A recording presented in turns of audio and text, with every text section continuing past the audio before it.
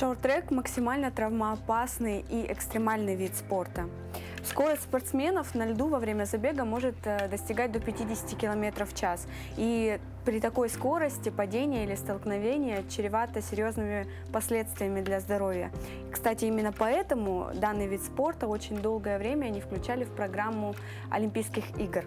Именно поэтому мне нужно надеть шлем. Этот шлем из твердого высокопрочного пластика.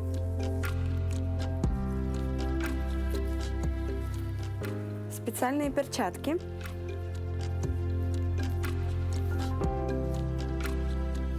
Ну и, конечно же, важным элементом являются коньки.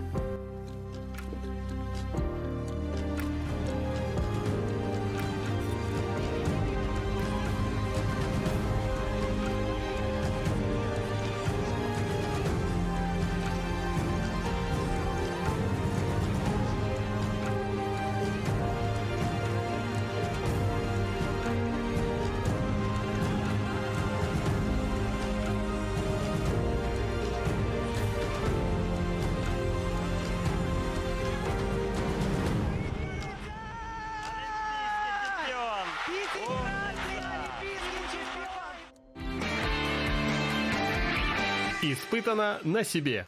Шорт-трек – олимпийский вид спорта. Это конькобежная гонка. Данный вид спорта относительно молодой, он зародился в конце 19-го, начале 20 века в Северной Америке. В Якутске первая тренировочная секция открылась в 2014 году. И уже в 2021 наши спортсмены взяли золото, серебро и бронзу на дальневосточном турнире в городе Хабаровск. Тема нашего выпуска – шорт-трек, и сегодня я попытаюсь научиться, самое главное – разобраться в этой гонке. Для начала давайте познакомимся. Это Станислав. Здравствуйте, Станислав. Здравствуйте. Опытный тренер, в спорте уже более 15 лет. Ага. Сегодня вы будете меня обучать, так сказать, экскурс в данный вид спорта проведете для меня. И у меня такой вопрос, сразу, можно сказать, общий и глобальный. Какие же правила в этой гонке и вообще чему следует уделять особое внимание, когда начинаешь обучаться? Правила шорт-трека. Ну вот видите, вот проводится соревнование в хоккейном коробке, да? И наименьшее время должны пересекать финиш. Это зависит от дистанции. У нас дистанции разные: 500 метров, 1000 метров, 1500 метров. И для детских возрастов там 222 метра и 333 метра.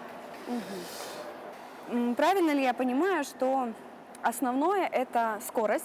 То есть нужно уметь, да, филигранно владеть коньками, техникой, оттачивать ее? Скорость, техника. В этом виде спорта все учитывается. И даже головой надо думать. Все тактику уже сначала выстраивать.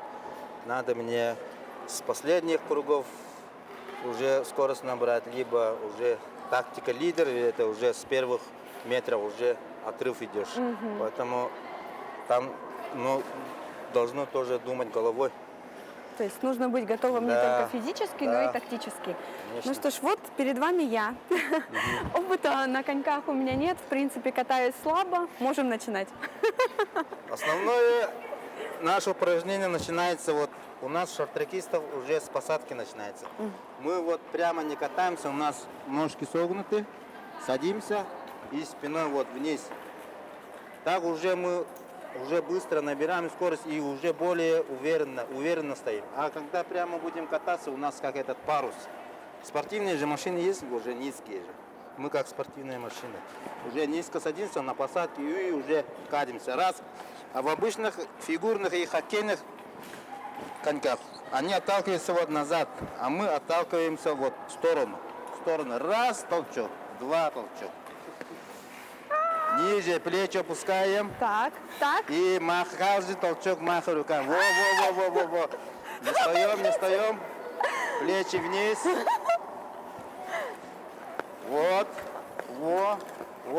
Не забываем махать руками. Вот. Все, Все, ниже садимся и раз, мах руками, раз, раз. Вы носочками не отталкиваетесь, а всем лезвием. Всем лезвием. Да. Потому что у вас фигурные коньки, там зубчиков, а у нас длинные лезвия и без зубчиков. Мы отталкиваемся вот в сторону, а вы отталкиваетесь зубчиками. Вот. Раз. В нашей технике в сторону надо толчок. Раз. Поняла. Все лезвия. Раз. Раз. Во-во-во, более-менее в сторону, да. Раз. Поняла. Раз. Раз. Раз. А у меня вот такой вопрос. Я, кстати, вот наблюдала за спортсменами, да, и заметила такую интересную вещь, что когда они вот делают круг на достаточно большой скорости, во время поворотов они не сбрасывают скорость. Это как-то связано именно, вот вы говорили, с коньками? С коньками, конечно, и уже с стойкой, они же ниже катаются, и на повороте уже мы набираем скорость. На поворотах именно. Поэтому чем ниже садимся и руками уже на лед уже опираемся. Это называется три точки. Обеих ногах коньками в лед и уже низко садимся и уже дотрагиваемся левой рукой об лед. Именно для этого нужны перчатки. Да, именно да? вот эти перчатки, что напаршники называются, они вот скользят по льду. Понятно? Вот обратите внимание, что только на одной руке эти штучки, так как едем мы строго против часовой стрелки и опираемся только на левую руку. Ну, я к таким моментам готова не была, я не знала этих тонкостей по поводу необходимости правильных Экипировки, именно коньков, поэтому у меня предложение, давайте на практике, именно в качестве эксперимента действительно покажем, насколько важно иметь правильные коньки. Испытано на себе. Я, кстати, обратила внимание, во время тренировок, да, ребята катаются, и они на такой большой высокой скорости во время поворотов не теряют скорость. Это как-то связано с коньками? Ну, отчасти коньками зависит от техники, от скорости. Ну, коньки тоже влияют, потому что у нас лезвия сначала покупаются, они прямые, да, и мы специально загибаем их в левую сторону, потому что легче было, чтобы поворот войти. Вот таким образом устроены лезвия, и по длине они различаются. С каждого спортсмена по росту лезвие отбирается по длине.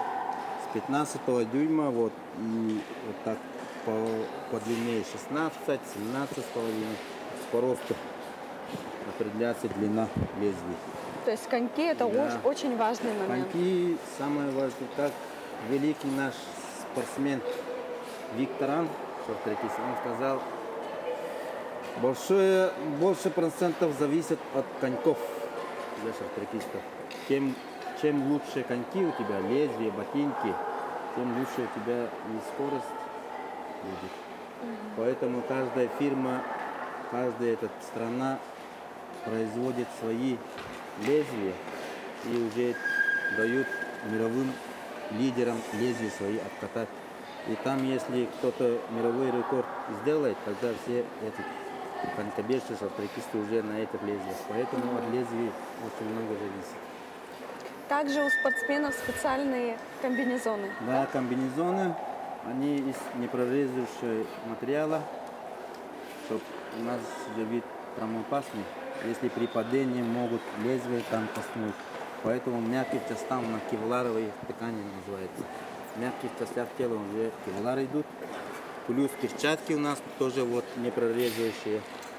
Если коньками вот так, они не прорезаются. Плюс шлем у вас надетый. Еще плюс очки надо иметь, чтобы при повороте в лед протыкается. На повороте это уже протыкается и лед выскакивает. Может в глаз попасть. Поэтому обязательно рекомендуется одеть очки. Плюс защита у нас ахиллы идут. Вот здесь, как носки, тоже защищают ахиллы ваши. Вот так, экипировка. И здесь защита голени. Чтобы при падении тоже соперник коньки поднимают, об него могут ударить вот колено. Так.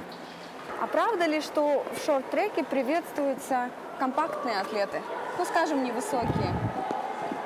Ну, это раньше было, как бы, маленького роста спортсмены уже более компактные.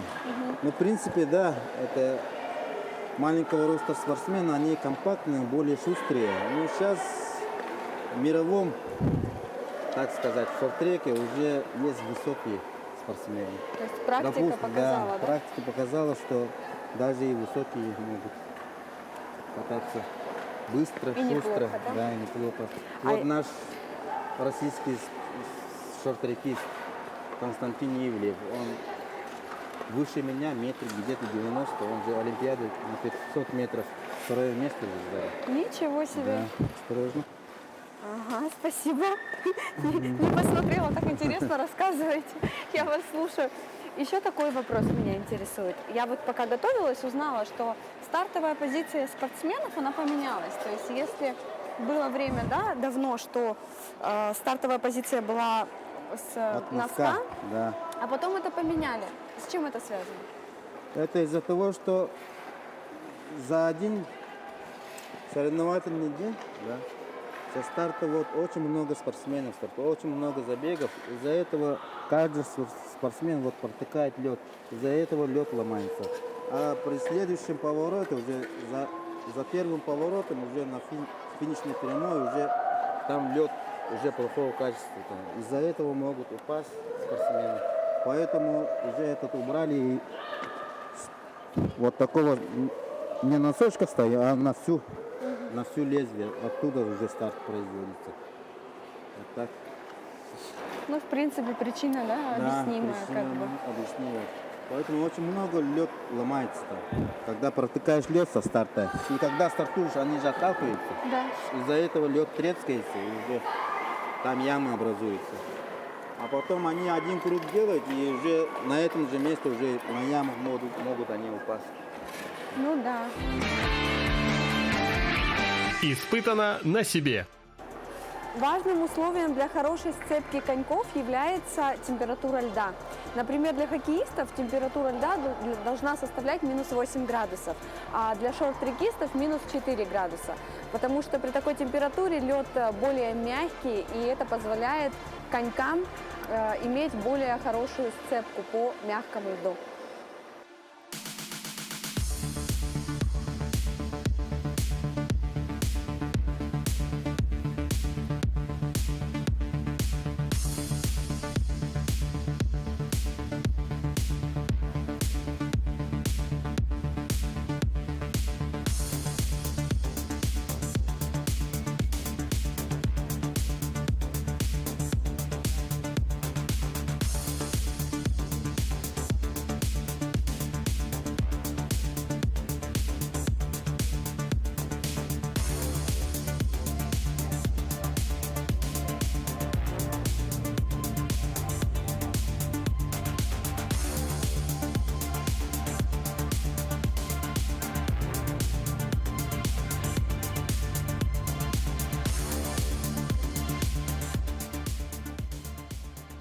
А в общем, за что любят шорт-трек обучающиеся?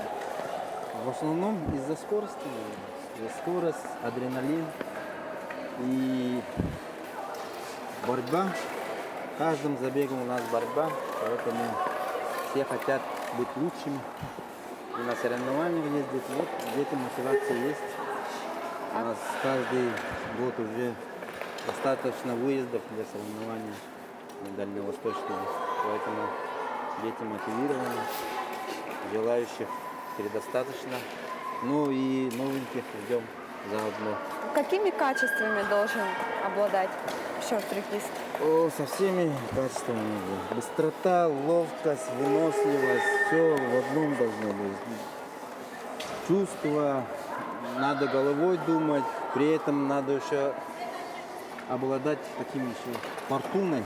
У нас же фортуна тоже учитывается. Если фартовый спортсмен, то он далеко за пределы до финала спокойно может дойти. Поэтому все качества учитываются. А есть какой-то конкурсный отбор для ребят? Конкурсный? Да. Здесь именно? Да, У нас да, нет, вот мы наш. всех желающих берем. Всех желающих, да? С 8 лет берем. Даже не умеющих. Ой, это очень здорово. Испытано на себе. Я люблю шорт-трек, потому что можно почувствовать такую скорость, этот ветер, свобода. Еще я люблю ходить на тренировки, потому что больше обучает и лучше. С какого возраста ты занимаешься шорт-треком? Я занимаюсь шорт-треком с 9 лет. У меня сюда ходит брат, из-за этого я решила пойти сюда. А сколько раз в неделю у тебя тренировки? 5 раз в неделю. 5 раз в неделю? Да. Полчаса. Нравится? Да. Испытано на себе. А вот этот зал, где мы сейчас находимся, это постоянное тренировочное, да, вот место, скажем так? Нет, это временно мы тут находимся, потому что наш ледовый дворец Аллей Батур стоит в капитальном ремонте. Все полностью там бетон меняют, холодильник, все. Поэтому мы с осени уже здесь находимся. То есть это временно, да? Да, временно. До Нового года должны уже там переехать, уже делают, ремонт делают. Скоро, наверное, туда переедем, наш дом. А здесь, вот, как видите, у нас матов нету. Матов? Да, защитные маты, потому что у нас же травмоопасный вид спорта. Дети, когда падают, уже об бортик ударяются, если без матов. И уже бывало, дети руки ломали, ног ломали. Поэтому мат обязательно для скорости нужно. Маты устанавливаются на Да, стенку, да, По бортика? всему кругу, по всему бортику маты устанавливаются. Только тогда вот дети уже защищены, уже не боятся на скорость. А это получается только для детей или для взрослых групп тоже? всё, да, Для всех. особенно для взрослых. Потому что взрослых уже скорость-то большая. Если упадешь, уже бортик уже эта травма неизбежна.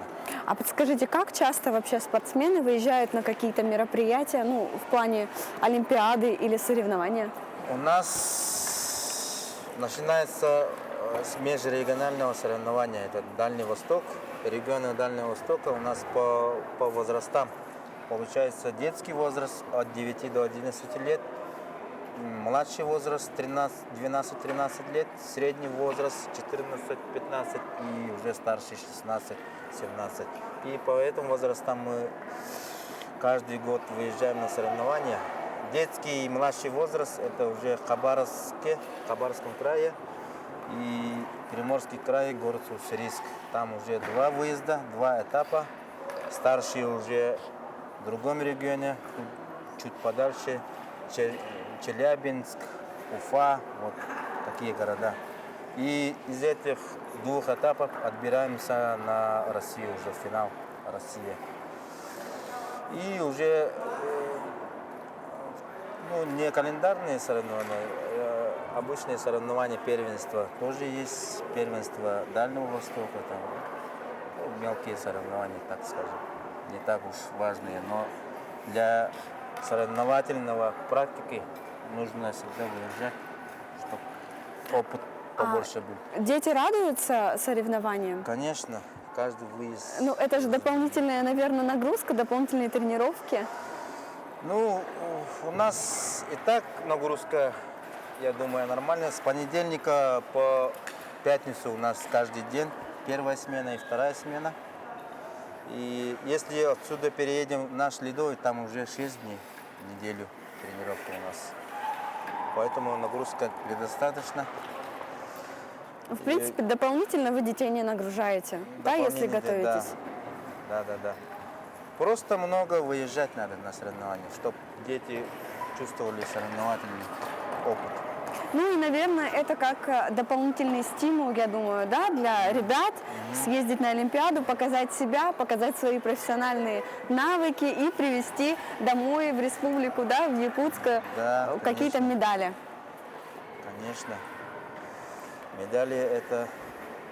Дальнего Востока мы не хуже участвуем. В прошлом году уже в детском возрасте абсолютно чемпионы были.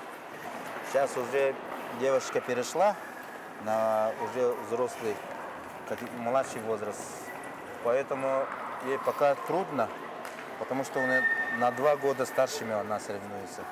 То есть новенькие, вот я смотрю, да, у вас очень разношерстная по возрастам Да. группа. Все новенькие, они вне зависимости от возраста вливаются сразу уже в готовую, да, сформированную группу. И они тренируются абсолютно на одинаковых условиях. Да, одинаково. У всех одинаковая нагрузка. Ну, Очень для интересно. начинающих мы уже как бы пока технику только даем. По технику катания, потом уже через год уже на скорость вот это. И для начинающих сперва уже они катаются в обычных коньках. Потом, если уже понравится ребенку, через год, наверное, да, если понравится, уже родители заказывают уже специальные шорт-трековские коньки. Да. Они заказываются, то есть вот по России, да, как вы ранее Да. рассказывали? По Есть России. производители, Да. которые поставляют. Здесь, к сожалению, нету такого магазина, чтобы такие коньки купить. Мы заказываем с Москвы. Ну, в принципе, через неделю они переходят. Ну, сложностей Да. в этом нет, да? Да, сложностей нет. Сложности в цене. Стоимости, то есть это Стоимость, достаточно да. дорогое удовольствие, да, такие коньки? Для базовых, для начинающих от 20 тысяч коньки. Это только для начинающих. В то время, когда обычные прогулочные коньки Да. стоят порядка 5000 в Да. среднем, да? Ага. А вот где вот старшие вот катаются коньки, они примерная стоимость сейчас 70 тысяч. 70 тысяч Да. стоят только коньки. Да, Только достаточно дорого. А комбинезон, который тоже вот необходим? Комбинезон от класса зависит. Если нормальные, вот для тренировочные, там от 5000, а уже если соревновательные, от класса уже от 30 тысяч. Ну, я вот смотрю, они достаточно тонкие. Наверное, они обладают какими-то вот терморегулирующими свойствами, да, эти костюмы? Ну, не так термо, они как, ну, резину, как в водолазнике, да, чтобы воздух они, соприкосновение воздуха поменьше было, чтобы эластичнее, чтобы не сковывало движение. Испытано на себе. Ну что ж, дорогие друзья, инструктаж наглядный в практике закончен. В течение часа я готовилась, занималась, готовилась к гонке, которая сейчас начнется. Но тренер сказал, что я не допущена в целях безопасности и из соображений по безопасности. Поэтому я буду наблюдать вместе с тренером и вместе с вами за предстоящей гонкой, которая будет прямо сейчас. На старт! На линию подходим. Все как первый раз.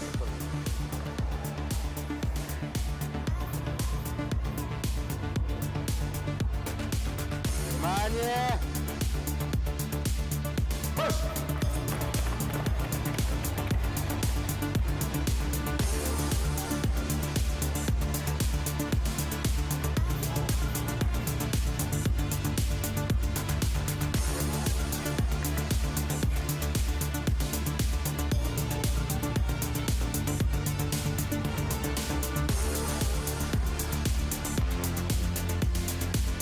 Финиш!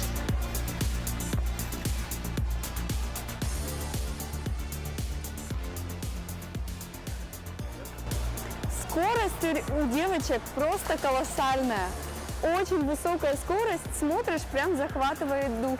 Они такие маленькие и так очень все грамотно, технично, у них отработаны движения, просто любо-дорого посмотреть, насколько профессионально девочки катаются. Ну, это усердные тренировки, конечно же, и желание, и все будет. Да, и я думаю, что обязательно тоже важный момент – это профессиональный, грамотный тренер, как в нашем случае. Конечно. Да. Испытано на себе. Если вкратце и в двух словах, о шорт-треке можно сказать так: прямо и налево. Ну а если серьезно, на победу для спортсмена влияет очень много различных факторов. Это физическая и тактическая подготовка, правильная экипировка, коньки и даже температура льда под коньками. И даже если учесть все эти нюансы, то спрогнозировать победу до последнего момента все равно не получится. Вот такой вот интересный у нас вид спорта. Ну, а на этом я с вами прощаюсь. С вами была передача «Испытано на себе». До новых познавательных встреч!